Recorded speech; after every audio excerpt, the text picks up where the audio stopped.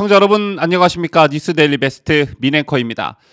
방금 전 국민의힘이 대선 후보 선출을 위한 본경선 국민 여론조사 문항을 결정했습니다.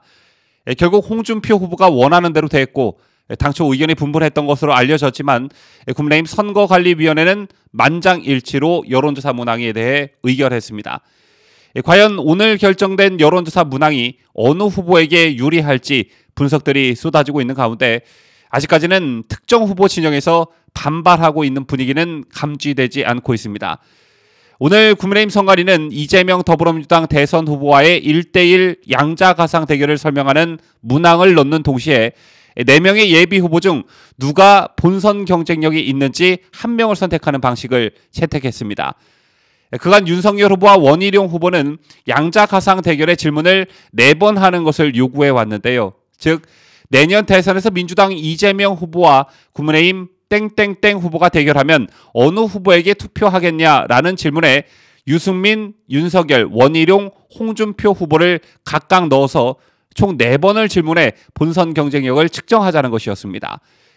반면 홍준표 후보와 유승민 후보 측은 사지선다형 도입을 주장했었죠.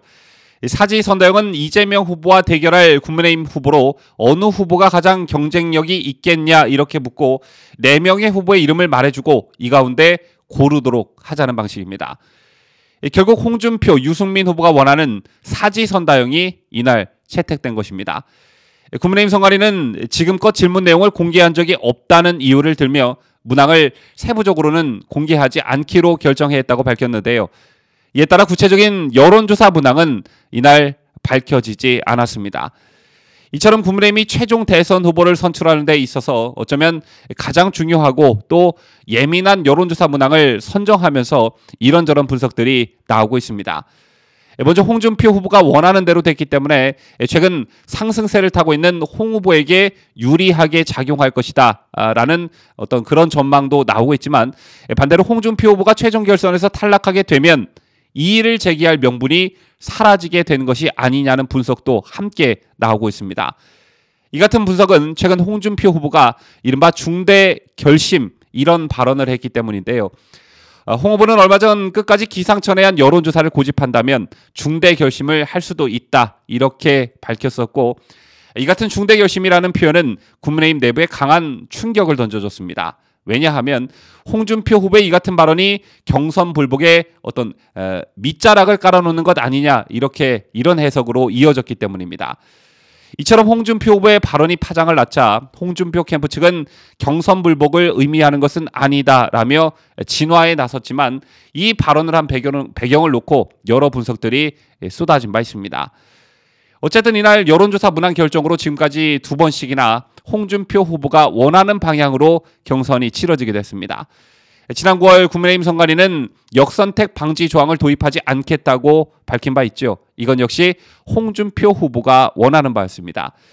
이 때문에 만에 하나 홍준표 후보가 경선에서 윤석열 후보에게 패할 경우 이의를 제기할 수 없는 판이 짜여졌다. 이런 분석도 함께 나오고 있는 것입니다.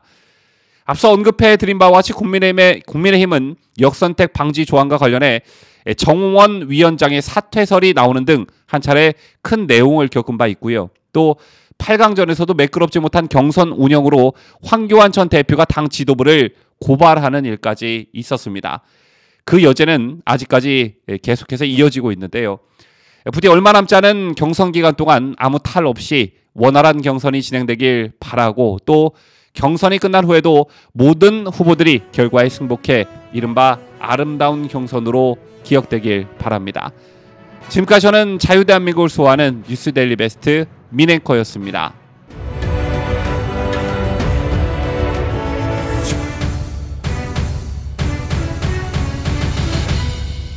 함께해요.